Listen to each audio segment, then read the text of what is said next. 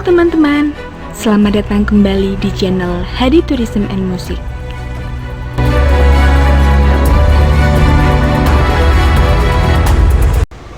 Assalamualaikum warahmatullahi wabarakatuh. Konten ini spesial edition khusus vlog perjalanan yang sangat unik karena ini merupakan trik yang saya dapatkan langsung dari lokasi. Kita tahu bahwa H-7 sebelum mudik itu sudah sering ditayangkan di televisi, di radio, bahkan di media-media bahwa akses penyeberangan itu menjadi satu hal yang sangat menarik untuk dilihat karena berjubelnya manusia yang akan mudik ke khususnya Jawa dari luar Pulau Jawa menuju Pulau Jawa. Ini merupakan satu kegiatan yang sangat ekstra, menjadi perhatian di Indonesia khususnya. Jadi perjalanan ini saya buktikan sendiri kalau seandainya menempuh perjalanan itu tidak kurang dari 12 jam untuk menembus antrian panjang yang ada di Gilimanuk. Namun berkat ketekatan yang saya lakukan, karena kalau mungkin tidak dilakukan sendiri ceritanya akan menjadi lain, saya buktikan sendiri bahwa di lokasinya memang seperti itu, namun ada cara cerdik untuk mensiasatinya. Yang pertama, begitu kita mengetahui lokasi titik macet, kita harus segera putar otak untuk mencari ojek, karena itu yang bisa didapatkan, dan solusi yang paling jitu adalah transit dari bis dan menuju ojek. Ojek biasanya tarifnya secara umum itu yang berjarak 2-3 kilo menuju pintu pelabuhan itu kurang lebih biasanya umumnya tarifnya 15.000. Namun kali ini spesial, mereka mematok dengan 20.000. Enggak masalah sih. Begitu saya turun dari bis, ojek langsung berdatangan semua. Saya pilih salah satu dari mereka. Lantas jadilah konten ini. Konten ini memang sangat unik menurut saya karena saya bisa menembus barikade gajah-gajah besi yang terlihat seperti ini. Ini merupakan kulminasi dari H-7, H-5, H-3 pada tanggal 7 April ini. Memang diprediksi sebagai puncak arus mudik, ternyata benar. Jadi banyaknya truk tronton, truk pangkut barang, mengikuti merupakan hari akhir dari angkutan barang, termasuk bis-bis besar, itu terjebak dalam kemacetan yang sangat panjang sekali. Kalau kita menuruti jalur yang semestinya memang terasa jauh 2-3 kilo. Namun ojeknya menurut saya adalah cerdik.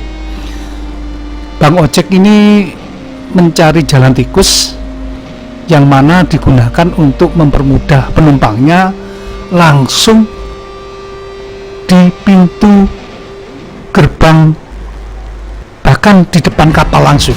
Ini merupakan satu kecerdikan Bang Ojek yang menurut saya hargai, patut kami apresiasi, karena kebanyakan mereka supaya dapat muatan yang banyak, mereka menghemat waktu dengan jalan pintas seperti ini. Saksikan ya, kalau kita lurus ini mengikuti antrian panjang yang ini yang tidak berujung ini bisa dibayangkan kapan sampainya di pintu pelabuhan. Tapi Bang Ojek ini belok ke kanan. Nah, ini belok ke kanan. Ini arah yang biasanya jalur bis atau kendaraan yang dari Jawa masuk ke terminal Gilimanuk itu diarahkan lewat ini. Ini digunakan oleh Bang Ojek untuk menerobos di jalan tikus menuju pusat keramaian ataupun pusat kemacetan di depan pintu gerbang Gilimanuk.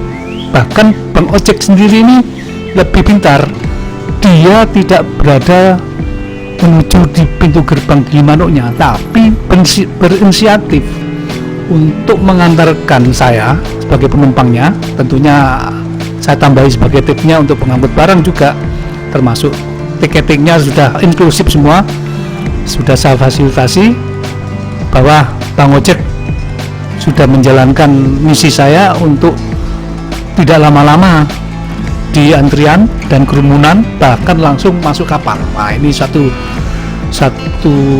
akses yang sangat mudah, sehingga dengan jalan singkat yang ditempuh hanya hitungan menit dibanding harus berjam-jam antri panjang yang sangat stres, melelahkan. Ini kisah yang sangat menarik, patut untuk bisa dilihat, karena ini terjadi biasanya sih pada momentum-momentum menjelang hari-hari besar seperti Idul Fitri seperti ini. Ini merupakan hikmah bagi Bang Ojek untuk menjelang Lebaran dapat momentum seperti ini dengan ekspresi yang sangat semangat mencari penumpang. Jadi ini diarahkan masuk melalui sisi samping terminal Gilimanuk, yang biasanya kendaraan tuh keluar dari sini, dari arah Gilimanuk menuju Denpasar biasanya. Nah, di simpul-simpul ini kita diadukan ke pinggir, bahkan kontraflow untuk bisanya mencapai tempat yang diinginkan, sehingga ini memotong arus jalan yang tidak semestinya. Namun ya menurut saya sih ya lumayan juga berharga, waktunya sangat berharga sekali, karena kita supaya tidak terlalu capek dan mendapatkan penyeberangan dengan segera. Dan ini merupakan satu kepuasan, karena bisa dibayangkan kalau seandainya dalam waktu normal itu berjam-jam yang harus ditempuh. Bahkan mereka ini yang terjebak di macet ini, kebanyakan mereka sudah lebih dari 12 jam, karena mereka sudah antri mulai malam baru dapat di tengah hari, bahkan melebihi dari setengah hari. Jalur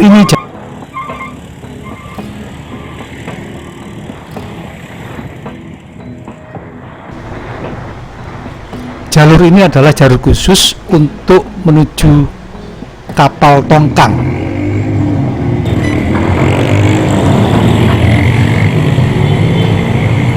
Disaksikan lautan manusia menuju kapal. Memang sepertinya penyeberangan ini dibagi, tidak semestinya yang biasa kita lewati ini merupakan satu opsi-opsi tambahan, di mana pada saat crowded kondisi itu bisa dilakukan melalui celah-celah seperti ini. Jadi ini di luar biasanya, digunakanlah kapal-kapal cadangan-cadangan yang berkapasitas tonase besar, sehingga bisa membuat daya tampungnya menjadi besar, sehingga untuk memudahkan dan frekuensi arus penyeberangan lebih efisien. Bahkan saya pernah menghitung ini, biasanya normalnya tuh 45 menit, ini terbilang 30 menit sudah sampai, karena mereka jalurnya mungkin lebih cepat karena tongkang, dan itu turunnya tidak di tempat yang biasanya kita naik turun di pelabuhan Ketapang, tapi ini di sebelahnya lagi, jauh. Jadi memang begitulah kondisinya. Selamat siang Bapak. Selamat siang. Dengan Bapak siapa Pak? Saya dengan Bapak Zainuddin. Pak Zainuddin, tadi ini tanggal 7 ya? Ya. Bapak berangkat dari mana, jam berapa, boleh ceritain? Saya berangkat dari rumah di Tabanan itu jam 12. nyampe sini 12 malam. ya 12 malam. ya dari jam 12 malam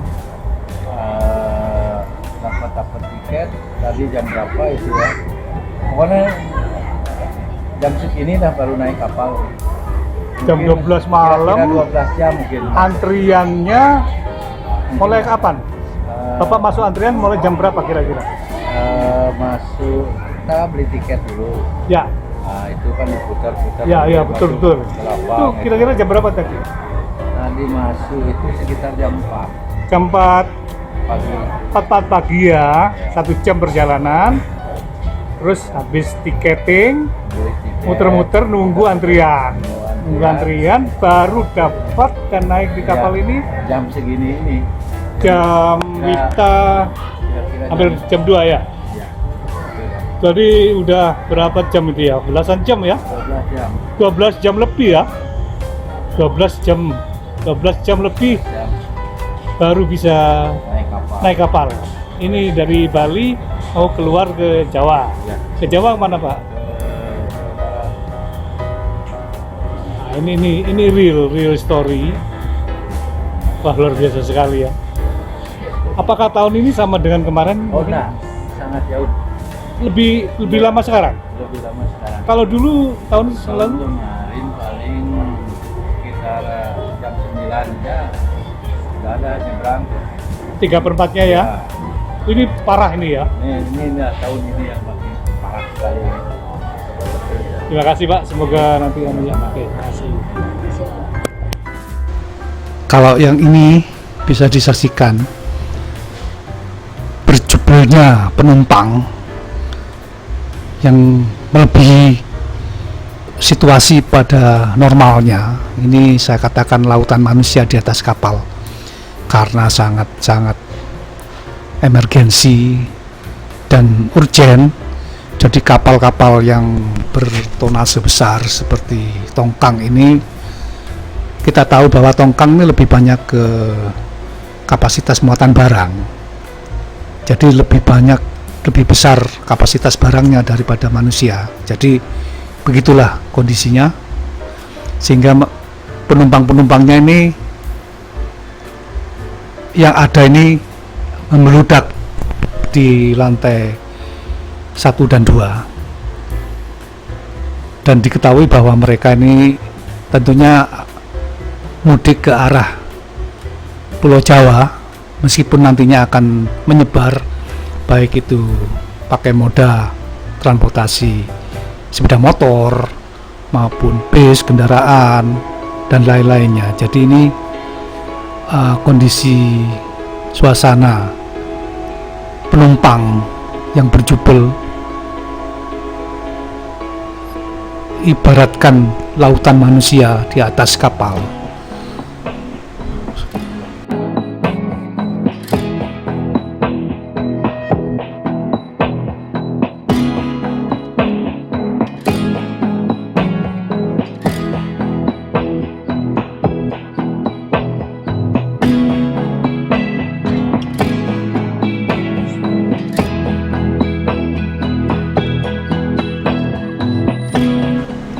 Perlu diketahui bahwa di ruangan dalam yang saya tempati itu padahal ada AC yang berkapasitas tinggi, karena jumlah manusianya lebih banyak sehingga fungsi AC itu tidak terasa sama sekali. Nah, di dalam ruangan ini AC tidak terasa sekali karena sangat panas sekali, karena lebih banyakkan manusianya.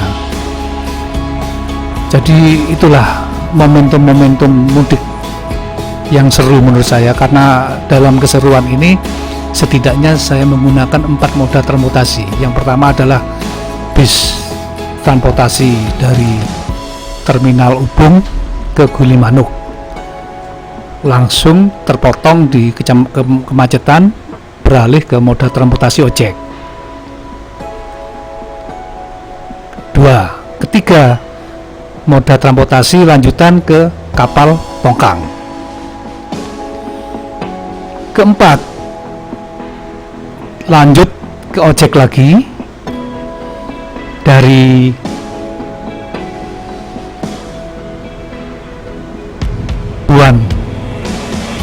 ketapang, karena turunnya itu tidak di tempat seperti biasanya dinaik turun di dermaga inti, karena ini diturunkan di daerah dermaga penyangga, jadi agak jauh dari pelabuhan Ketapang, sehingga saya harus memutuskan untuk naik ojek lagi.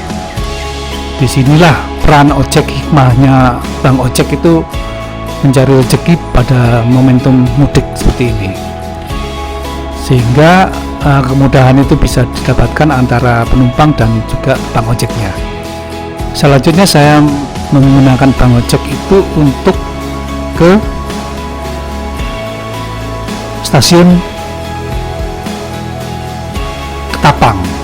Jadi sudah 4 moda transportasi yang saya gunakan. Namun menurut saya secara umum kisaran waktu hampir berjalan seperti umumnya, kurang lebih 8 sampai 9 jam dari Denpasar ke Jember. Karena lanjutan akan saya lanjutkan dengan naik kereta api Perbowangi yang sangat terukur sekali, dan menurut saya sih murah.